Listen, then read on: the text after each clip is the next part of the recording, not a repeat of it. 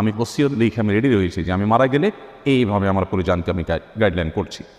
6 নম্বর যে আমলের কথা বলতে চাই তা হলো আল্লাহ তাআলার কাছে দোয়া করা যেন আল্লাহ তাআলা আমাদেরকে ঈমানের উপরে অটল রাখেন। এটাও মৃত্যু পরবর্তী প্রস্তুতি, মৃত্যু পরবর্তী জীবনের জন্য যে আল্লাহ আপনি আমাদেরকে অটল রাখুন। কারণ ঈমানের উপর অটল থাকা এটা খুব চ্যালেঞ্জিং একটা বিষয়।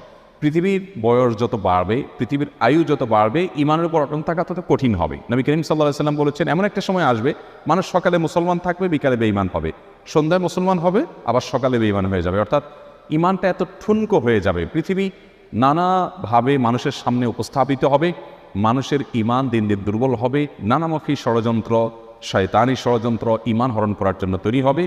এগুলোতে ঈমান টিকিয়ে রাখা খুব কঠিন হবে। এই সময়টাতে একজন ঈমানদার আল্লাহ তাআলার কাছে দোয়া করবেন যে আল্লাহ আমার জন্য ঈমানের উপর আমি অটল থাকি। নবী সাল্লাল্লাহু আলাইহি ওয়াসাল্লাম দোয়া করতেন, ইয়া মুকাল্লিবাল কুলুব সাব্বিত কলবি আলা দীনিক, হে অন্তরকে পরিবর্তনকারী আমার অন্তরকে আপনি আপনার মুখী করে দিন এবং আপনার দিকে আমার অন্তর যেন সবসময় ঝুঁকে থাকে, আপনি সেরকম করে দিন।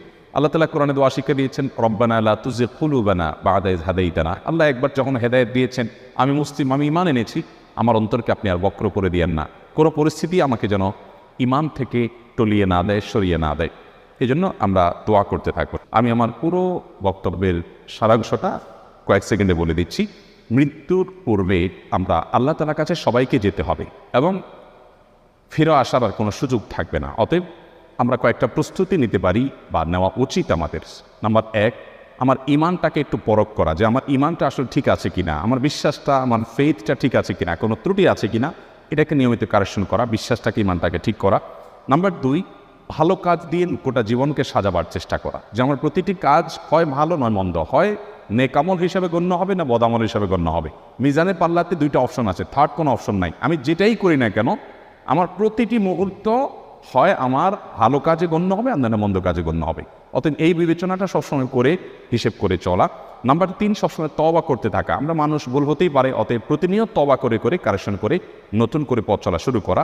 নাম্বার 4, মৃত্যুর স্মরণটা বেশি বেশি করে করা। যত বেশি মৃত্যুর স্মরণ, মৃত্যু নিয়ে ভাবতে পারবো, বিশেষ করে কবরস্থানে যাওয়া। মাঝে মধ্যে কোনো মানুষ মারা যায়নি, তারপর আপনি কবরস্থানে চলে গেলেন আত্মীয় স্বজনের কবর জিয়ারত করার জন্য, কিছুক্ষণ দাঁড়ালেন, তাদেরকে সালাম বিনিময় করলেন, আপনার ভিতরে ভাবোদয় হবে যে আমাকে একদিন আসতে হবে এই জায়গাটাতে। নাম্বার 5, কোনো ওসিয়ত করার থাকলে মৃত ব্যক্তি মৃত্যুর আগে জীবিতদের উদ্দেশ্যে ওসিয়তনামা লিখে রেডি করে রাখা মৃত্যুর প্রস্তুতির অংশ, এবং সেটা একজন মানুষ তরুণ বয়স থেকে যুবক বয়স থেকেই করতে পারেন, কোনো অসুবিধা নেই। এবং নাম্বার 6, আল্লাহর কাছে ঈমানের উপরে অটল থাকার জন্য দোয়া করতে থাকাই। আল্লাহ আমাদের সবাইকে আমাদের জীবদ্দশায় আখিরাতের প্রস্তুতি গ্রহণ করে দুনিয়া থেকে যাওয়ার তৌফিক দান করুন।